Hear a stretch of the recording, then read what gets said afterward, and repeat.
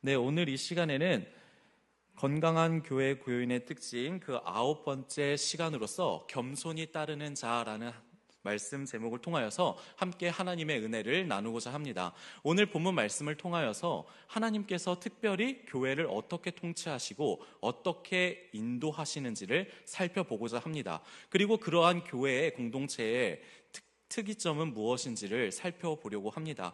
그리고 특히나 오늘 말씀이 중요한 것은 담임 목사님을 청빙하는 중요한 전환점 가운데 서 있는 우리 우이중앙교회에게 주시는 말씀이라 생각이 들기 때문입니다. 지금 우리들은 담임 목사님을 청빙하는 중요한 과정 가운데에 서 있습니다. 그런데 이 문제는 한 사람을 선택하느냐 하는 문제가 아니라 하나님께서 어떻게 우리 사랑하는 우이중앙교회를 인도해 내실 것인가라는 중요한 흐름 속에 있기 때문입니다. 그런데 우리들이 이 청빙의 과정과 청빙을 위한 기도의 내용들을 살펴보면 우리가 원하고 우리가 바라는 목회자상이 있기 마련입니다. 그 목회자는 어떤 설교를 하는 사람인가? 그 사람은 어떤 리더십을 가지고 있는가? 저 사람은 어떻게 우리와 잘 맞는 사람인가? 라는 각자의 기준과 평가가 우리 속에는 존재하기 마련입니다. 물론 이러한 것들은 굉장히 중요합니다. 그러나 그보다 더 중요한 것이 있다라고 오늘 하나님께서는 우리들에게 말씀하고 있는 겁니다. 그 중요한 질문은 무엇이냐면, 그렇다면 이 시간에 있는 너희들은 준비가 되어 있느냐라는 질문입니다. 하나님께서는 우리들에게 준비가 되어 있느냐라고 묻고 계십니다. 그렇다면 그 준비가 무엇인지를 우리가 한번 살펴보려고 합니다. 첫 번째는 바로 순종을 준비하라라는 것입니다. 우리는 단순히 좋은 담임 목사님을 찾기에 힘써야 하는 존재들이 아닙니다. 하나님께서 세우시는 목자를 분별하고 그에게 순종할 준비가 되어 있는 공동체인가를 먼저 점검해야 한다는 것입니다.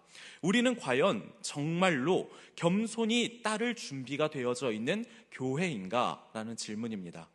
이 질문 앞에서 우리가 어떠한 답을 내릴 수 없다면 아무리 훌륭한 목회자가 온다 한들 바울과 같은, 어쩌면 바울보다 훨씬 더 뛰어난 목회자가 우리 우이중앙교회에 온다고 할지라도 우리 교회는 더 이상 건강한 교회로 성장할 수가 없는 것입니다. 이제 우리는 본문을 통하여서 하나님께서 기뻐하시는 그 공동체의 모습, 곧 겸손히 따르는 교회가 무엇인지를 한번 살펴보려고 합니다. 오늘 본문 13장 17절에서는 이렇게 말씀하고 있습니다. 너희를 인도하는 자들에게 순종하고 복종하라 라는 말씀입니다. 순종하라 라고 번역된 이 원 의미의 단어는 설득하다, 설득되다 라는 뜻을 가지고 있는 단어입니다. 한마디로 하나님께서는 우리들에게 순종하고 복종하라 라고 말씀을 하시며, 단순히 강요에 의해서 혹은 억압에 의하여서 그 권위에 복종하라라고 말씀하지 않습니다. 설득되어서 자발적인 마음으로 따르고 따름을 받으라고 말씀하고 있는 것입니다. 한마디로 우리들은 단순히 시키니까 하는 존재가 아니라 하나님의 말씀을 통해서 하나님의 뜻을 깨닫고 그 뜻을 자신의 의지와 일치시켜 순종을 해야 한다라고 가르쳐 주시는 겁니다. 그러나 문제는 여전히 우리 가운데 있습니다. 여전히 우리의 죄성이 우리를 괴롭히고 우리를 하나님께 순종하지 못하도록 만들고 있다는 겁니다.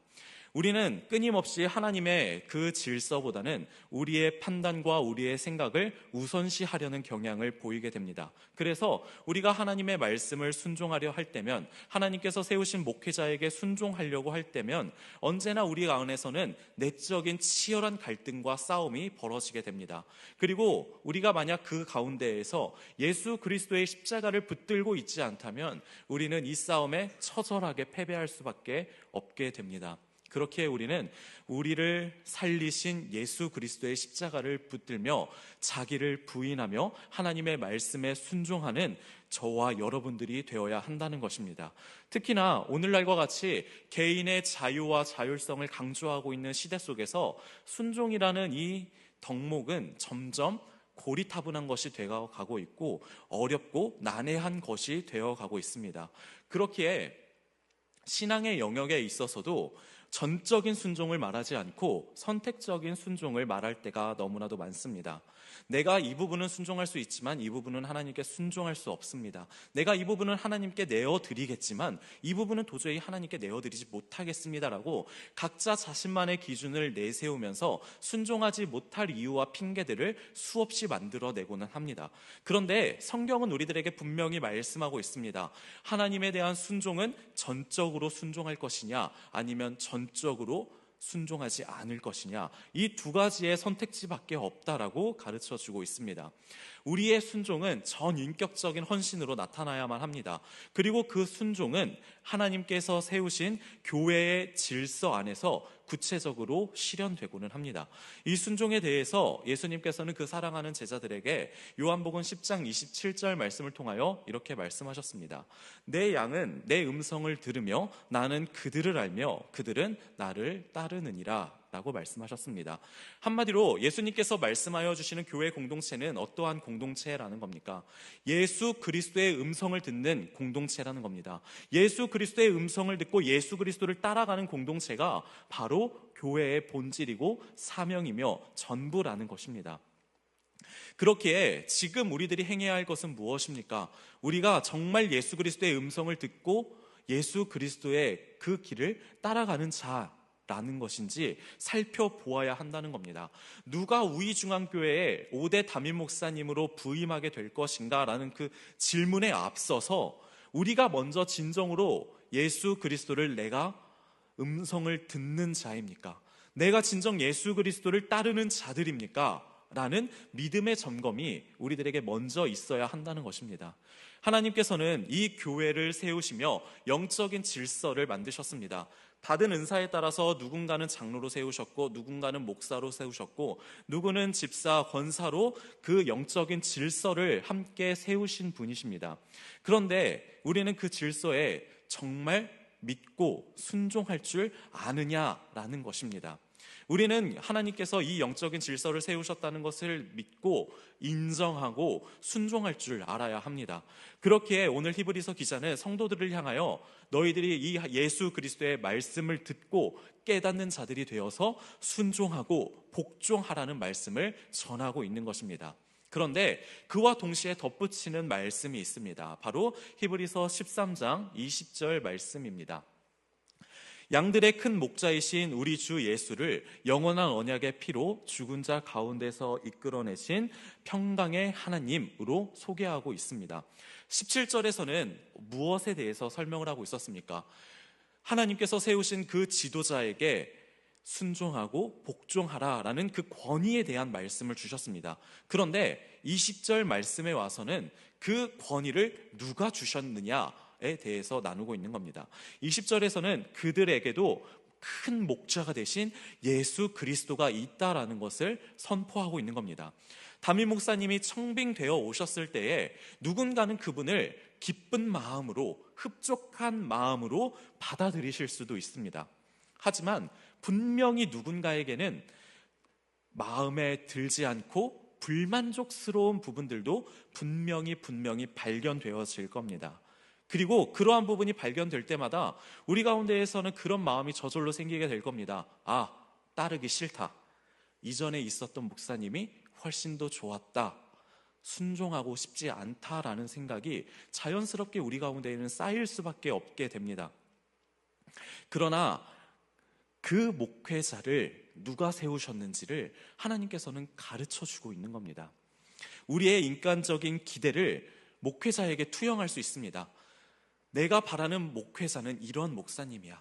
신방도 자주 다니시고 말씀할 때마다 은혜가 넘쳐나고 사랑이 넘쳐나고 인격적으로 흠잡을 수도 없는 그런 목회자를 우리는 기대하고 바랄 수 있습니다. 그런데 그 기대를 그 사람에게 대한 절대적인 평가로 들이대고는 한다는 겁니다. 그러나 하나님께서는 우리 담임 목사님이 누가 오실지는 모르겠지만 그분을 내 마음에 들지 않는다 할지라도, 내 생각과는 다른다 할지라도 하나님께서 친히 세우셨다는 것을 인정하고 그 하나님의 결정에 신뢰를 보낼 줄 알아야 한다는 겁니다. 우리가 왜 하나님의 말씀 앞에 복종합니까? 우리가 왜 하나님께서 세우신 이 목회자에게 복종하고 순종해야만 하는 것입니까? 만약에 인간이 판단하고 인간이 세웠다면 우리는 이 목회자에게 순종할 필요가 없습니다. 하지만 이 자리에 세우신 것은 오직 하나님이시니 우리가 하나님의 말씀에 비추어 그저 순종할 따름입니다.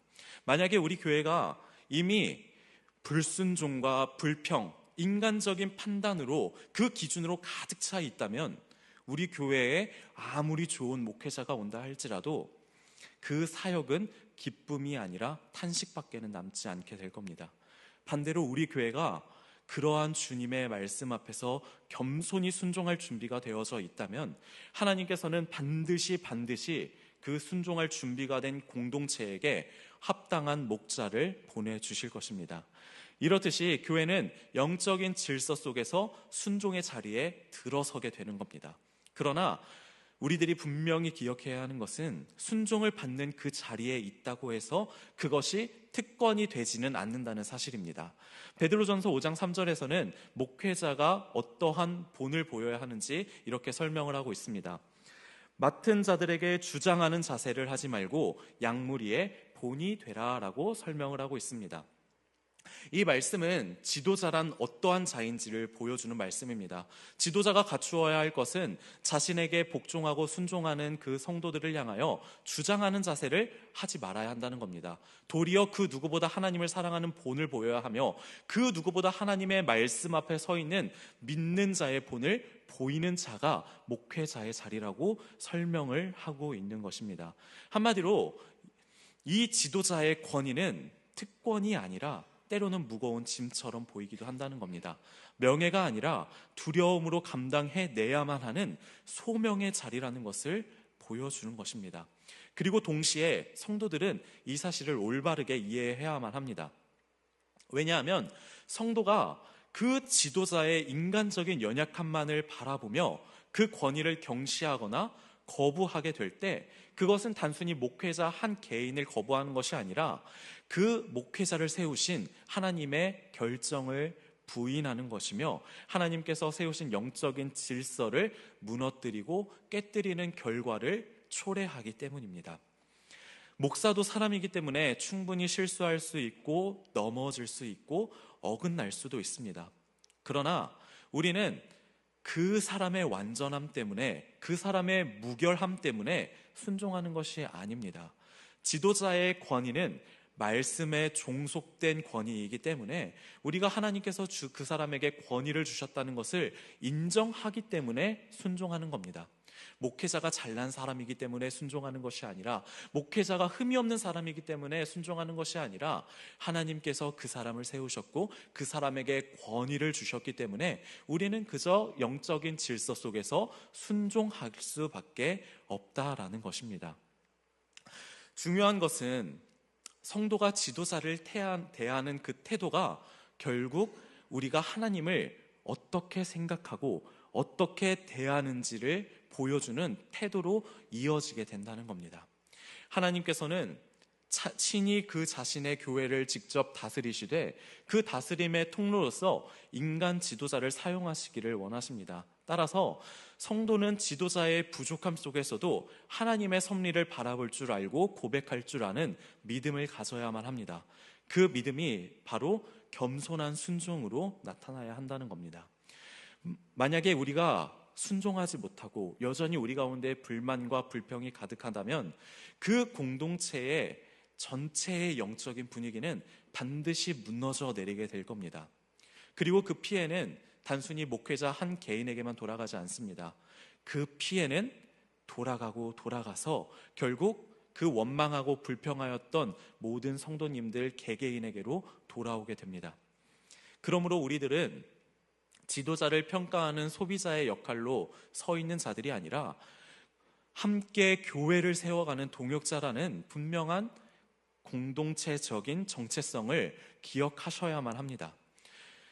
우리들은 목회자의 연약함을 바라볼 때면 그럼에도 불구하고 하나님께서 저분을 세우셨구나 라는 것을 담대히 인정할 줄 아는 믿음을 가지고 순종으로서 나아가야 한다는 것입니다. 그리고 이를 위하여서 우리는 두 번째로 기도로 준비해야 한다는 것입니다. 히브리서 13장 18절과 19절에서 사도는 우리들에게 이렇게 말하고 있습니다. 우리를 위하여 기도하라. 너희가 기도하기를 더욱 원하노라 라고 말씀하고 있습니다. 히브리서 기자는 성도들을 향하여 기도해라. 나를 위하여 기도해줘라. 너희들이 쉬지 않고 기도해 주기를 나는 원하고 있다라고 말씀하고 있습니다. 그리고 이러한 기도의 요청은 비단 히브리서에서만 등장하는 것이 아닙니다. 서신서 곳곳에서도 너희들이 나를 위하여 기도해 주었으면 좋겠다. 너희 공동체가 하나가 되어서 기도해 주었으면 좋겠다라고 곳곳에서 몇 번이나 반복되어 등장하는 표현입니다. 대표적으로 데살로니가 5장 25절 말씀이 있습니다. 형제들아 우리를 위하여 기도하라 라고 베드로가 그 서신서를 통하여 보내고 있습니다. 베드로조차도 공동체의 기도를 필요로 했다는 겁니다. 아무리 개인이 위대한 능력을 지닌 사람이라고 할지라도, 하나님의 은혜를 많이 받고 수많은 이적을 보이는 사도들이라 할지라도 공동체의 기도가 없어서는 안 된다는 것을 사도들도 너무나도 잘 알고 있었던 겁니다. 왜냐하면 교회란 그런 공동체이기 때문입니다. 교회라는 공동체는 능력 있고 특출난 한두 사람의 능력으로 움직이는 공동체가 아닙니다. 능력 있는 몇 사람만의 행동력으로 움직이는 공동체가 아니라는 것입니다. 모든 성도의 기도를 통하여서 움직이는 곳이 교회라는 곳입니다. 그렇게 우리는 더욱더 기도로서 준비해야만 합니다. 담임 목사님의 청빙을 두고 더욱더 기도하는 자가 되어야만 합니다. 왜냐하면 우리는 미래를 알지 못하기 때문입니다. 우리는 사람의 중심을 알지 못하기 때문입니다. 하나님께서 어느 목회자를 원하시고 어떤 방향으로 우리 사랑하는 우이중앙교회를 이끌어 가실지 우리는 알 수 없기 때문입니다. 그런데 사람은 외모를 보지만 하나님은 중심을 보시는 분이라고 말씀하십니다. 우리는 그 중심을 바라봐야 하는데 그 중심을 바라볼 수 없습니다.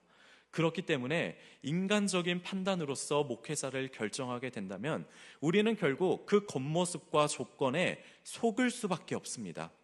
그렇기에 하나님은 우리들에게 기도하라고 가르쳐 주시는 겁니다.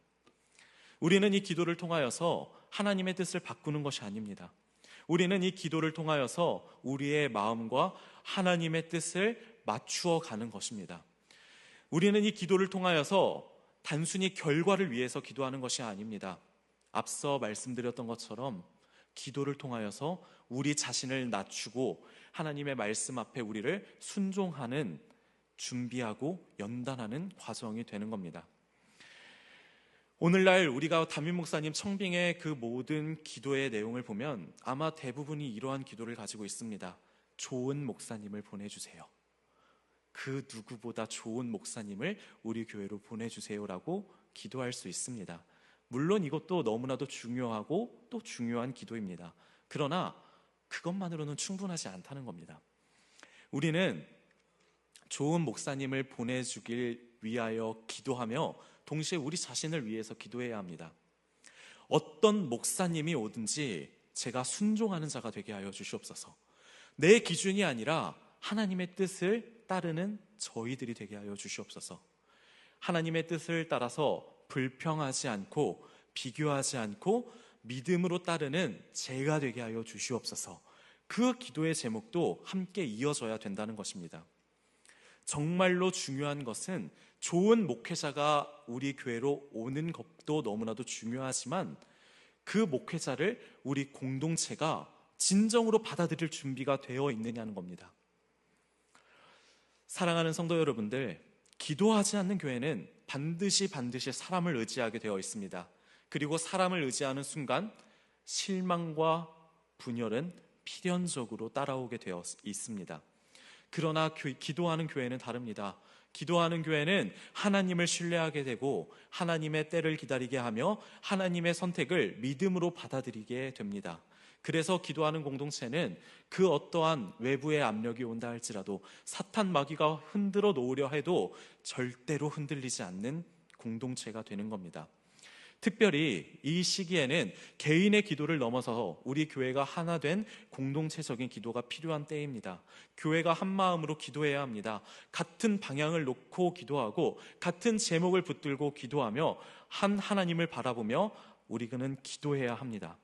그리고 우리는 이렇게 기도를 통하여서 다시 한번 하나의 공동체로서 확실하게 묶이게 됩니다.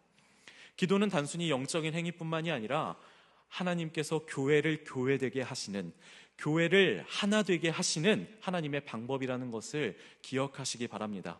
그렇기에 우리들이 지금 행해야 하는 것은 너무나도 분명합니다. 더 많은 회의를 하는 것이 아니라 더 깊이 기도해야 합니다. 더 많이 비교해야 하는 것이 아니라 더 간절히 기도해야 합니다. 더 많이 판단하는 것이 아니라 더 겸손히 무릎 꿇고 기도해야 하는 순간입니다. 하나님은 기도하는 교회를 절대로 외면하지 않으십니다. 기도하는 교회에 하나님의 뜻을 보이시고 하나님의 사람을 보내주시며 하나님의 길로 반드시 인도하여 주실 것입니다. 우리는 미래를 알지 못합니다. 1분 1초 뒤에 우리의 미래가 어떻게 펼쳐질지조차 우리는 헤아릴 수 없습니다. 그러나 하나님께서는 완전하시다는 것을 기억하시기 바랍니다. 우리는 당장 내일도 알지 못하지만 하나님은 모든 것을 아시는 분이십니다. 사람적인 판단에 따라 사람을 세우시는 것이 아니라 하나님의 판단을 따라서 우리 교회에 그 누구보다 적합한 목회자를 보내주실 줄로 믿습니다. 그렇게 우리는 더욱더 기도하며 하나님의 뜻이 어디에 있는지를 묻고 물어야만 할 줄로 믿습니다. 우리들이 이 사실을 분명히 기억해야 합니다. 하나님께서는 그의 뜻에 맞는 목회자를 우리 교회로 반드시 보내주실 것입니다. 그렇게 우리는 그 순간까지 쉬지 않고 기도해야 합니다. 만약에 우리 5대 담임 목사님이 정해진 순간 우리는 그 어떠한 불평과 불만도 할 수 없습니다. 왜냐하면 우리가 그렇게 기도했으니까요. 하나님께서 보내주실 것을 믿고 기도하고 고백했으니까요. 만약 담임 목사님이 청빙되어 오셨을 때에 우리가 그 담임 목사님에게 순종하지 않고 불평과 불만이 가득 쌓여 있다면 우리 교회는 더 이상 성장하지 못할 겁니다. 아무리 좋은 목회자가 온들 그 사실은 절대로 변하지 않을 겁니다. 우리 교회가 온전히 하나님의 뜻에 순종할 때에, 하나님의 뜻에 무릎 꿇을 때에 우리 교회는 더욱더 성장할 줄로 믿습니다. 우리들이 불순종하면 목회자 한 사람만의 마음을 아프게 하는 것이 아니라 우리 교회 전체가 무너지는 일입니다. 그 하나님의 영적인 질서에 순복하고 순종하는 저와 여러분들 되기를 예수님의 이름으로 간절히 축복합니다. 그렇게 우리는 더욱더 기도로 준비해야 합니다. 좋은 담임 목사님이 오실 수 있도록, 내가 또한 순종할 수 있도록, 우리 교회가 한 마음으로 순종하는 교회가 될 수 있도록 더욱더 기도해야 하는 것입니다. 이제 그 세 번째를 살펴보도록 하겠습니다. 결국 이 모든 과정은 하나님이 이루신다라는 것입니다. 히브리서 13장 21절 말씀에 이렇게 기록합니다. 모든 선한 일에 너희를 온전하게 하사 자기 뜻을 행하게 하시고 그 앞에 즐거운 것을 예수 그리스도로 말미암아 우리 가운데에서 이루시기를 원하노라. 아멘. 이 말씀은 우리들에게 중요한 사실을 보여주고 있습니다. 교회를 세우시고 하나님의 뜻을 이루는 것이 결국 사람이 아니라 하나님이라는 것입니다. 하나님께서 우리를 온전하게 하셔서 하나님의 뜻을 이루시는 줄로 믿습니다. 우리를 통하여서 예수 그리스도께 영광을 돌릴 수 있도록 만드시는 분이 오직 하나님이라는 것을 우리들이 기억하시기를 바랍니다. 우리들은 종종 착각할 때가 있습니다. 앞서 말씀드렸던 것처럼 좋은 목회자 한 사람이 오면 교회가 잘 될 거라는 착각입니다. 물론 하나님께서는 귀한 목회자를 사용하는 것이 너무나도 분명한 사실입니다. 그러나 빌립보서 2장 13절은 우리들에게 이렇게 선언하고 가르쳐주고 있습니다. 너희 안에서 행하시는 이는 하나님이시니 자기의 기쁘신 뜻을 위하여 너희에게 소원을 두고 행하시나니. 하나님께서 우리 안에서 일하시고 하나님께서 교회 가운데 역사하시며 하나님께서 자기의 뜻을 이루어 가신다는 말씀입니다. 또한 주님은 분명히 우리들에게 가르쳐 주셨습니다. 요한복음 15장 5절 말씀에서 나는 포도나무요 너희는 가지라. 그가 내 안에 내가 그 안에 거하면 사람이 열매를 많이 맺나니 나를 떠나서는 너희가 아무것도 할 수 없음이라 라고 말씀하십니다. 이 모든 말씀은 우리의 청빙 과정에서도 동일하게 적용됩니다. 교회를 세우시는 분은 청빙위원회라는 그 조직이 아니라 하나님이라는 겁니다. 우리들은 입술로서, 마음으로서, 믿음으로 고백해야 합니다. 우리들은 아무것도 할 수 없는 존재입니다.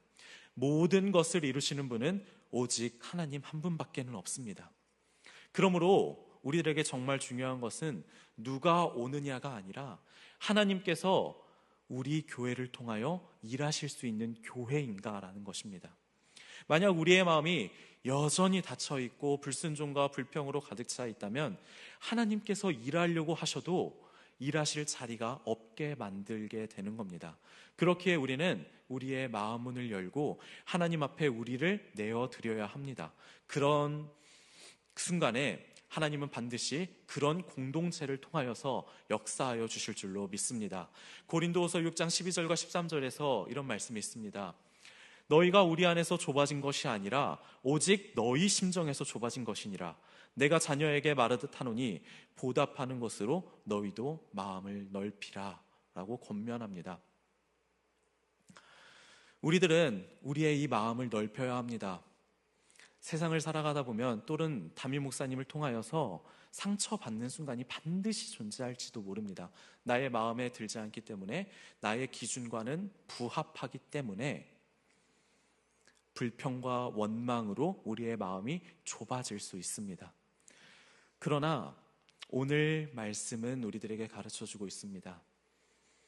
그가 너희들에게 해를 끼치기 위하여서 이 목회를 감당하는 것이 아니다. 너희들에게 좋은 것을 주기 위하여, 너희들에게 좋은 쉴만한 물가로 인도하기 위하여 생명 걸고 목회하고 있다. 그러니 너희들은 그 자를 마음을 넓혀서 받아주어라 라고 말씀하는 겁니다.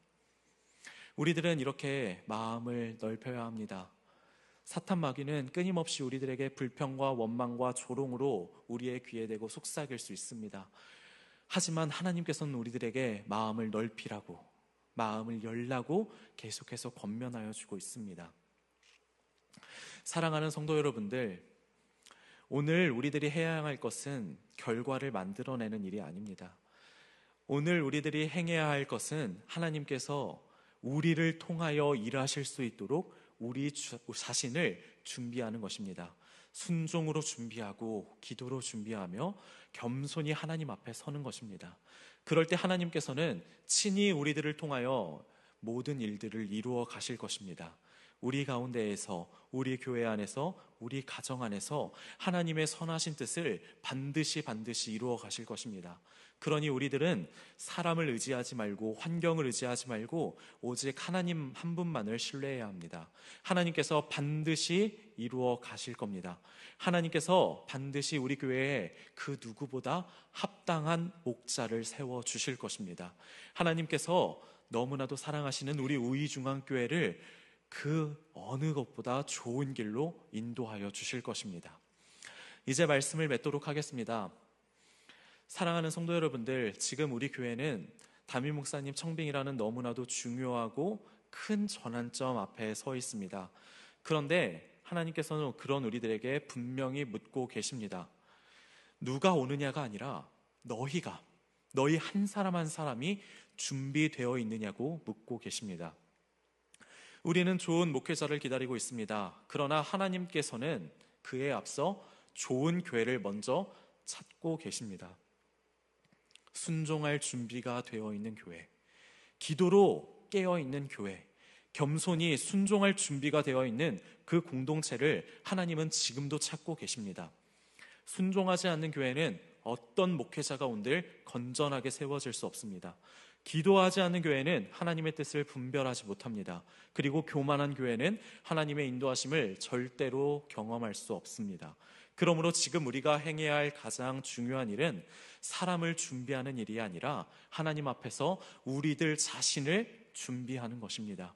겸손히 순종하는 공동체로, 깨어 기도하는 공동체로, 하나님의 뜻 안에서 자신을 내려놓는 교회로 우리들을 준비하는 과정이 되어야만 합니다. 그럴 때 하나님께서는 친히 우리 교회를 세우시고 가장 합당한 목회자를 우리 교회 가운데로 보내주실 줄로 믿습니다. 그리고 그 목회자를 통하여서 하나님의 뜻을 그 누구보다 선하고 아름다운 방향으로 인도하여 주실 줄로 믿습니다.